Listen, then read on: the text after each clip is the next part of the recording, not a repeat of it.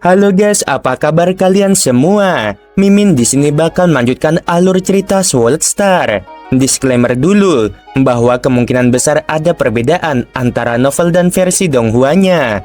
Tapi alur cerita utamanya tetap sama. Jadi tanpa ragu, Mimin akan membawakan alur ceritanya. Level 22 Jurang Kehancuran. Tingkat dunia kehancuran ini semuanya terpelintir dan hancur, terdistorsi menjadi aliran energi yang bergelombang. Aliran energi tak berujung berputar di sekitar kubus aneh yang dikenal sebagai reruntuhan iblis. Ia lahir berdiri di puncak ruang primordial tak berujung, abadi dan tak dapat dihancurkan. Kekuatan penghancur jarak dekatnya dianggap yang terkuat. Namun, baik para leluhur maupun para penguasa tidak akan dengan bodohnya terlibat dalam pertempuran jarak dekat dengannya. Teknik pergerakannya lemah, sehingga daya jeratnya pun terbatas. Hanya menempati level ke-22 dari Jurang Kehancuran, jauh di belakang Sazo dan Starlight. Sesosok muncul melintasi ruang waktu. Sosok itu tepat bernama Lo Feng. Kau sudah sampai di sini. Reruntuhan iblis memancarkan gelombang kegembiraan. Lo Feng mengamati sekelilingnya. Tingkat dunia penghancuran ini sudah hancur dan terpelintir di sekitar reruntuhan iblis. Pemandangan ini mengingatkan Lo Feng pada patung keempat di Gunung Penghancuran, sebuah wujud yang terbentuk dari 125 kubus kecil yang mirip dengan reruntuhan iblis, yang jauh lebih kuat daripada reruntuhan iblis dalam metodenya. Tangguh dalam serangan jarak dekat maupun jarak jauh, benar-benar mengalahkan Lo Feng saat ini. Reruntuhan iblis memiliki potensi sehingga bisa berevolusi menjadi bentuk patung keempat. Saat ini tekniknya masih terlalu sederhana. Lagi pula, sejak awal pembentukannya, kekuatan reruntuhan iblis belum meningkat secara signifikan. Bagaimana sebaiknya aku bekerja sama denganmu? Tanya reruntuhan iblis dengan antusias. Apakah kita akan bertarung 1 lawan 1? Ataukah utusan dunia akan menyerangmu bersama-sama? Salah satunya tidak masalah, jawab Lo Feng sambil tersenyum. Dia menyimpan permusuhan dengan leluhur ular tak terbatas, namun tidak menyimpan permusuhan dengan reruntuhan iblis. Menghadapi makhluk-makhluk yang begitu kesepian, tidak ada faksi yang akan menjadikan reruntuhan iblis sebagai musuh. Kalau begitu, mari kita berduel 1 lawan 1. Kubus kolosal reruntuhan iblis melepaskan gelombang mengerikan, lalu meraung dan menerobos langit, membawa aliran energi tanpa batas. Kecepatan terbang ini tampak sangat cepat, namun di tingkat penguasa dan leluhur, itu dianggap sebagai teknik gerakan yang lemah. Bahkan Wulan, yang paling lambat di antara 8 penguasa, sedikit lebih cepat daripada reruntuhan iblis. Jangan menghindar. Kubus raksasa itu menyerang, penuh antisipasi. Ia senang berhadapan langsung. Jika Lo Feng menghindar, konfrontasi itu akan terlalu membosankan. Mengenakan jubah merah darah, Lo Feng memang berdiri teguh tanpa bergerak selangkah pun. Melihat ke seluruh ruang primordial tak terbatas, tidak ada satupun makhluk hidup yang bisa memaksanya menghindar. Lo Feng juga sangat penasaran seberapa kuat sebenarnya kekuatan penghancur yang disebut mendekati tingkat tertinggi itu. Lo Feng dengan hati-hati merasakan saat ujung kubus raksasa yang aneh bertabrakan dengan lapisan energi pelindungnya. Meskipun dia pernah berhadapan dengan patung keempat di Gunung Kehancuran sebelumnya, patung itu tidak perlu lagi menggunakan teknik bodoh seperti ini. Lo Feng belum pernah mengalami metode yang murni. Ujung dari kubus aneh itu, ketajamannya bahkan melampaui batas teoritis ruang primordial tak terbatas. Titik itu memiliki kekuatan penghancur yang tak terbayangkan. Hanya berbicara tentang satu titik, kekuatan penghancurnya yang mengerikan, melampaui puluhan leluhur yang bekerja sama. Tetapi ia juga memiliki kelemahan fatal. Kita harus tahu bahwa tubuh Lo-Feng sangat besar, sepertiga dari ukuran dunia sumber normal. Terlebih lagi, seluruh tubuhnya tidak memiliki titik kritis. Dengan demikian, bahkan jika titik terkecil ini menembus rintangan, kerusakan yang diderita Lo-Feng tetap ringan. Meskipun memiliki titik tak terkalahkan, area kerusakannya terlalu kecil. Lo-Feng berdiri di sana. Ujung kubus aneh itu menusuk masuk. Tepinya sangat tajam. Kekuatan keseluruhannya sangat kuat. Secara paksa menancap ke sebagian tubuh Lo-Feng, namun akhirnya benar-benar tertancap. Serangan itu hanya menimbulkan kehilangan energi minimal yang dengan cepat dipulihkan oleh Lo-Feng dalam sekejap. Beraninya kau berhadapan langsung denganku, Lo-Feng. Aku menyukai lawan seperti dirimu. Reruntuhan iblis sangat bersemangat. Rasa baiknya terhadap Lo-Feng langsung meningkat drastis. Dia pernah bertarung melawan Starlight, namun Starlight berdiri tepat di depannya, tidak terjangkau dan tidak terluka. Kekuatan Lo-Feng sangat dahsyat dan mampu bertarung satu lawan satu. Tentu saja, reruntuhan iblis merasa senang. Aku juga menyukai lawan sepertimu. Lo-Feng dengan cepat memahami serangan titik patah reruntuhan iblis. Titik itu tak terpatahkan. Itu karena ukurannya yang sangat kecil. Ujung tajamnya bukanlah materi, melainkan sebuah aturan. Aturan pada poin ini adalah misteri dari dua aturan yang sangat luas dan saling terkait. Jalur pedang primordial Lo-Feng juga mengejar kekuatan penghancur, di mana segala sesuatu dapat dipotong, tetapi tertinggal jauh dibandingkan dengan anugerah alami reruntuhan iblis. Aku datang. Suara reruntuhan iblis menggema di langit dan bumi. Dia menerjang bolak-balik, berbenturan dengan Lo-Feng berulang kali. Lo-Feng juga memulai konfrontasi berulang kali, dengan cepat membiasakan diri dengan teknik penghancuran lawannya. Titik ekstrimku tak terkalahkan, tapi terlalu kecil. Bahkan jika musuh hancur di satu titik, lukanya sangat ringan. Dalam pertempuran dengan Lo-Feng, reruntuhan iblis semakin merasakan ketidakberdayaannya sendiri. Kafu pernah memberitahuku, dia pernah melihat sebuah patung, dan aku bisa berevolusi menuju bentuk itu. Memecah diri menjadi 125 bagian. Aku sudah mencobanya. Setelah terpecah, setiap bagian tubuhku akan sangat lemah. Kekuatanku malah menurun daripada meningkat. Namun, dia masih belum mengerti bagaimana cara berevolusi ke arah itu, bagaimana menjadi lebih kuat setelah berevolusi. Lo-Feng yang telah lama menguasai kekuatan penghancuran telah mengumpulkan pengalaman mendalam dalam jalur pedang primordial. Setelah berulang kali berhadapan dengan reruntuhan iblis, dia akhirnya melihat sekilas aspek tajam dari rahasia kehancuran. Alasan mengapa reruntuhan iblis memiliki kekuatan penghancuran yang begitu besar adalah karena secara inheren mengandung kekuatan titik ekstrim dan kekuatan penghancuran yang membuat kekuatannya sangat menakutkan, dan kekuatan titik ekstrim juga memberinya kemampuan untuk menjadi abadi dan tak terkalahkan. Apa yang Lo-Feng lihat hanyalah misteri kehancuran, dan dia tidak bisa memahami teknik bawaan dari reruntuhan iblis ini. Setelah melihat sekilas kejadian itu, Lo-Feng mulai bereksperimen dengan teknik lain di jalur pedang primordial.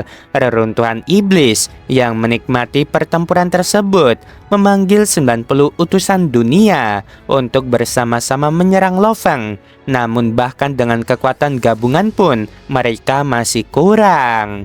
Dengan formasi pedang Lo-Feng yang dikerahkan, dia dapat dengan mudah menembus barisan utusan dunia tersebut. Tiba-tiba, reruntuhan iblis berhenti, melayang di sana seolah linglung. Para utusan dunia melanjutkan serangan mereka terhadap Lo-Feng sesuai perintah sebelumnya. Melihat lawannya dalam keadaan linglung, Lo Feng tidak mengganggu mereka. Dia melangkah menembus ruang dan waktu, melepaskan diri dari utusan dunia, dan melanjutkan ke lapisan ke-23. Konfrontasi ini sesuai dengan dugaan berbagai kekuatan di ruang primordial tak berujung. Kelemahan reruntuhan iblis sangat jelas, dan tidak ada yang percaya bahwa ia dapat menyaingi Lo Feng. Lapisan ke-23, 24, dan 25 dari jurang kehancuran. Inilah lapisan-lapisan yang tidak dapat ditaklukkan oleh Yuan, leluhur puncak es, leluhur ular tak berujung, maupun reruntuhan iblis. Lo Feng menelusuri lapisan demi lapisan, mengasah teknik pedangnya, dengan mudah melewati 3 lapisan ini untuk mencapai lapisan ke-26. Lapisan ini adalah tempat bersemayamnya penguasa Starlight. Karena untuk sementara berada di lapisan ke-26, Lo Feng tidak berinteraksi dengan Starlight, yang menyebabkan kekecewaan di antara banyak leluhur yang menyaksikan dari jauh. Di tanah asal, Yuan, Jin, Wulan, Ming Huang, Naigu, Starlight, dan Moman, ketujuh orang itu berkumpul untuk menemui Lo Feng. Yuan berkata sambil tersenyum, "Apakah kau butuh lawan sekarang? Tidak perlu pertarungan kami di antara para penguasa diketahui dunia luar." Starlight tersenyum, "Kami bertuju akan menemanimu satu persatu." Jin menatap Lo Feng, "Aku ingin melihat siapa yang memiliki jalur penghancuran yang lebih kuat, milikmu atau milikku." Para penguasa itu sangat menyadari kemampuan masing-masing. Mereka semua tahu Lo Feng menjadi penguasa melalui dao kehidupan dan kematian primordial yang berfokus pada kehidupan. Maka jalur kedua termudah bagi Lo Feng di tingkat primordial pastilah jalur yang berfokus pada penghancuran.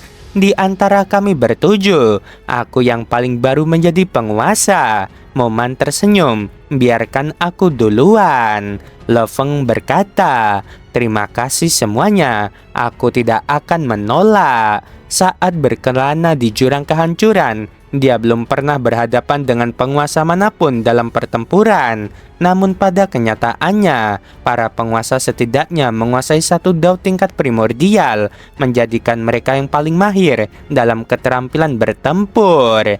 Dengan demikian, di tanah asal, Lo Feng dan ketujuh penguasa hanya mempertahankan cadangan energi 10%, saling bersaing satu demi satu. Konfrontasi ini membuat Lo Feng merasakan ancaman yang ditimbulkan oleh setiap dao primordial yang dimiliki oleh yang lain. Meskipun dalam hal cadangan energi, yang lain jauh lebih rendah daripada Lo Feng, para penguasa melampaui Lo Feng dalam bidang keahlian mereka masing-masing. Pertempuran ini menguji jalur pedang primordial dari berbagai aspek. Pemahaman Lo Feng semakin mendalam, dan dia menjadi sangat jelas tentang jenis jalur pedang primordial seperti apa yang dia inginkan. Di lapisan ke-26 dari jurang kehancuran, Lo Feng yang duduk bersila membuka matanya dan melihat penguasa Starlight di kejauhan. "Jika kau mau, kau seharusnya bisa membangun jalur pedang primordial." Penguasa Starlight menatap Lo Feng. "Ya, aku bisa menciptakan jalur pedang primordial kapan saja."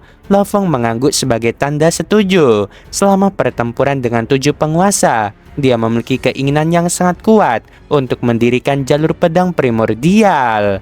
"Tapi, aku masih punya satu pertempuran lagi." Lo Feng menatap ke arah jurang kehancuran yang lebih dalam. Setelah pertempuran dengan Sazo, itu akan menjadi waktu yang paling tepat untuk membangun jalur pedang primordial.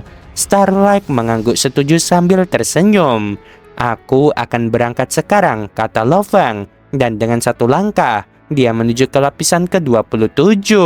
Seberkas cahaya merah datang turun dari lapisan lebih tinggi. Seorang pria berambut hitam berjubah merah menyala seperti lautan darah mendarat perlahan di atas kristal. Sazo tersenyum tipis, senyum yang jarang muncul, namun setiap kali hadir selalu menandakan pertempuran besar. Di seluruh ruang primordial yang tak terbatas, para leluhur dan keberadaan rahasia menyaksikan dalam diam. Di kejauhan, Yuan tersenyum pelan. Sazo terkenal tertutup. Ia hanya mengejar satu hal, yaitu puncak kekuatan. Senyumnya jarang terlihat, bahkan dalam ingatan Yuan hanya beberapa kali saja. Bakat penghancurannya adalah yang tertinggi di antara para leluhur, ujar Starlight kagum. Menggabungkan dua kekuatan tertinggi dan menghasilkan daya hancur seperti itu sungguh luar biasa. Yuan mengangguk. Jika ada yang berpotensi memahami Dao tingkat primordial, menurutku itu adalah saudari Sazo. Di sudut lain, leluhur puncak es memandang dengan tatapan rumit. Saudari Sazo, kau pasti menang, katanya lirih. Lo Feng memang berbakat, tapi kau belum pernah kalah. Aku sudah menunggumu lama sekali, ujar Sazo. Matanya menyala penuh hasrat bertarung. Lo Feng, berikan yang terbaik. Lo Feng tersenyum tipis. Sazo, kau juga, jangan menahan diri. Dalam sekejap, Sazo berubah menjadi lautan api tak berujung. Api putih keabu-abuan menyapu seluruh lapisan dunia kehancuran. Tanah kristal meleleh, berubah menjadi cairan warna-warni. Kabut kehancuran naik ke udara, menyatu dengan kobaran api. Di tengah kobaran itu, nyala hitam muncul. Sekejap kemudian, api hitam membakar Lo Feng dari dalam dan luar sekaligus. Lo Feng mengerutkan kening. Energinya terkuras 1/10 setiap tarikan napas. Suara Sazo bergema di langit dan bumi. Ini teknik pembakaran kehidupan. Aku tahu kau memiliki kekuatan kehidupan, tapi ini baru permulaan. Api hitam terkondensasi. Lo Feng merasakan sesuatu yang mengerikan terjadi di dalam tubuhnya. Seluruh api yang memenuhi dunia ini berkumpul di dalam dirinya. Tak bisa dihentikan, tak berbentuk dan tak berwujud. Lalu, sebuah kehancuran dahsyat meletus di inti tubuhnya, memicu penghancuran ruang waktu. Namun, Lo Feng tertawa kecil. Inilah yang ingin kulihat. Tubuhnya hancur menjadi aliran energi, menyebar ke seluruh lapisan, lalu perlahan kembali mengembun, membentuk sesosok lagi, masih dengan 70% cadangan energi. Sazo muncul kembali dalam wujud berjubah abu-abu. Pemulihanmu sangat cepat, katanya tenang. Namun di dunia kehancuran, kekuatanku tak akan habis. Suara Lo Feng menggema dari segala arah. Kau tak bisa menghabisiku dengan satu titik serangan. Tubuhku adalah langit dan bumi itu sendiri. Di tengah kehancuran tanpa henti, Lo Feng memahami sesuatu. Ia menangkap rahasia kehancuran Sazo. Meski tak bisa meniru kekuatan apinya, ia memahami esensi penghancurannya. Tanpa sadar, jalur pedang primordial menjadi sempurna. Lo Feng berdiri tenang, lalu mengayunkan pisaunya. Namun dampaknya mengguncang 3 lapisan jurang kehancuran sekaligus. Api tak berwujud milik Sazo terputus 80% dalam satu tebasan. Sazo tersenyum. Aku kalah. Tak ada kepahitan dalam suaranya, hanya sebuah kegembiraan. Pedangmu, katanya, adalah pedang paling menakutkan di seluruh ruang primordial. Lo Feng menggeleng pelan. Kau terlalu melebih-lebihkan kemampuan diriku. Sazo menatapnya, lalu menyampaikan melalui telepati. Lo Feng, apakah kau sudah ke gunung penghancuran? Ya, jawab Lo Feng. Berapa lapis ujian? Tanya Sazo. 3, jawab Lo Feng. Sazo menghela napas pelan. Memang kau jauh di atasku. Ia terdiam sesaat lalu berkata dengan sungguh-sungguh. Aku menginginkan buah penghancuran. Jika kau memberikannya, aku akan sepenuhnya mendukung camp kultivator. Lo Feng menatapnya dalam. Buah penghancuran sangat berharga. Namun jika Sazo bergabung, kekuatan campnya akan melonjak drastis. Aku perlu mempertimbangkannya, jawab Lo Feng akhirnya. Tak perlu terburu-buru, ujar Sazo tenang. Jika kau ingin lawan tanding, panggil saja aku. Lo Feng tersenyum. Di atas jurang kehancuran yang retak, dua sosok berdiri dalam diam. Satu pertempuran berakhir, namun perubahan besar di ruang primordial baru saja dimulai.